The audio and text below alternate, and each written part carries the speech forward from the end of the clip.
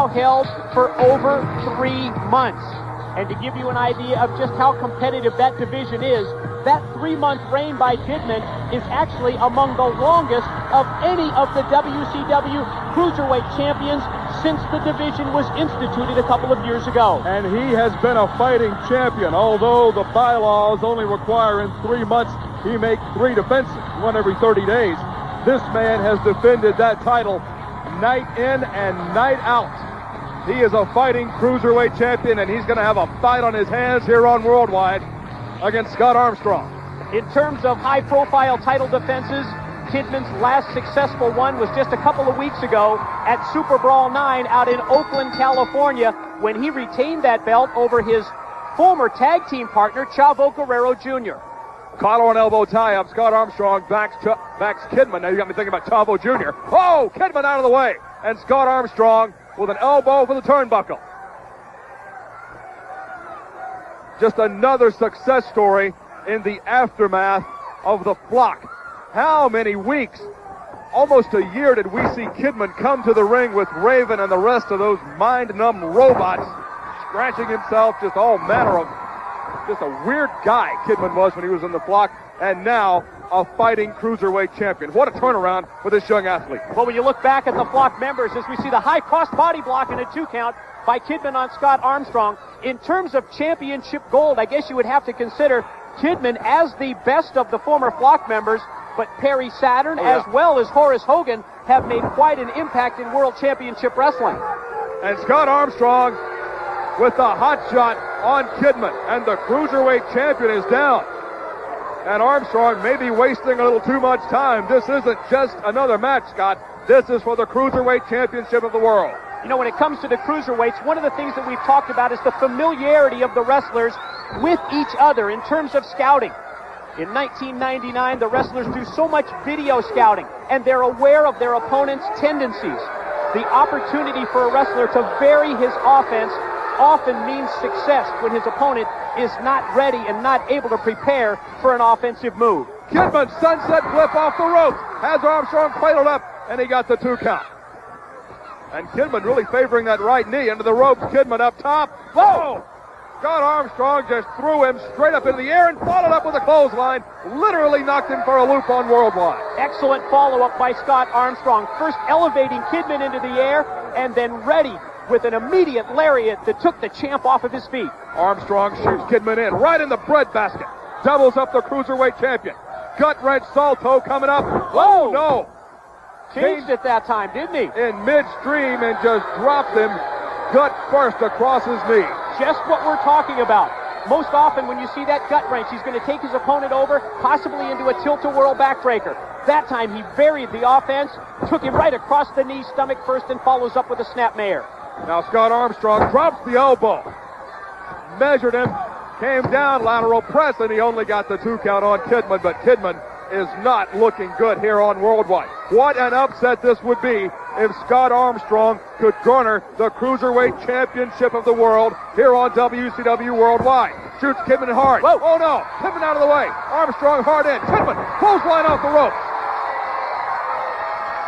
The lariat by Kidman took Scott Armstrong off of his feet, but does the champ have anything left in his tank? He's also slow to follow up the advantage. Kidman shoots Armstrong in. No, Armstrong, the veteran, held on to that top steel cable, and Kidman missed the drop kick and landed hard in the center of the ring. Great strategy by Scott Armstrong, hooking the top rope. Nothing but canvas for Kidman on the drop kick attempt. Lateral press. Scott Armstrong got the 2 count on the Cruiserweight champ. You know Kidman came into this contest wanting one thing, to soften up Scott Armstrong and have him set perfectly for the shooting star press. But Scott Armstrong came in just wanting to win the match. And now Scott Armstrong with the suplex in the center of the ring. This may do it. Hooks the leg, lateral press, and he only got the 2. You know, among the cruiserweights, we often speak of those top rope, high-risk moves. And when you look at the shooting star press, I think that has to be considered among the most daredevil of all the moves employed by the cruiserweights. So daredevil, in fact, that the man that originated the hold, Jushin Thunder Liger over in Japan, no longer uses it as part of his offensive arsenal, and Kidman comes back with a short power bomb. And Scott Armstrong has been rocked, but Kidman has been rocked all match long. Kidman trying to shake loose the cobwebs, so is Scott Armstrong. Referee Charles Robinson makes the count. Armstrong back to his feet, but so is Kidman. Into the ropes, no! Kidman way over the top rope, all the way to the arena floor. Armstrong follows up. That was a beautiful drop-down move executed by Scott Armstrong as he hit the mat to avoid the oncoming Kidman, and Kidman went all the way out to the floor. Chance to follow up the advantage off the middle rope. No!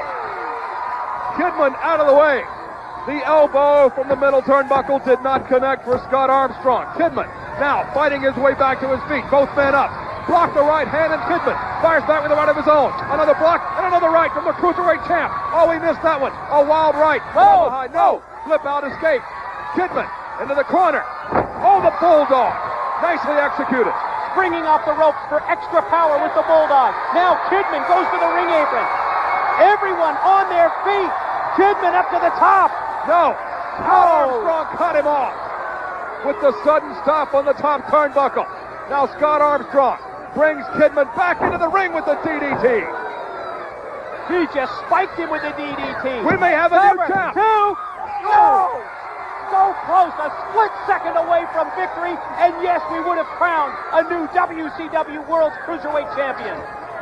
Kidman, this may be his last match. No! With the face jam. Nice escape out of the powerbomb attempt from Armstrong. Armstrong is out. Now Kidman goes up top one more time. It may be time for the shooting star press. Beautiful! Just nailed it. A thing of beauty, and the 3 count, and Kidman wins the match and retains the Cruiserweight Championship of the world. What a phenomenal recovery by the WCW World Cruiserweight Champion.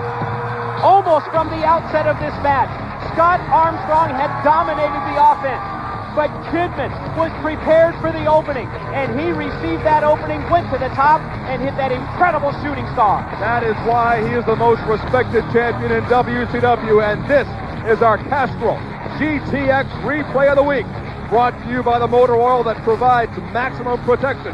Castrol GTX, drive hard. There you see the coup de grace off the top rope, the shooting star press, and Kidman remains World Cruiserweight Champ. Don't go anywhere, much more when we come back.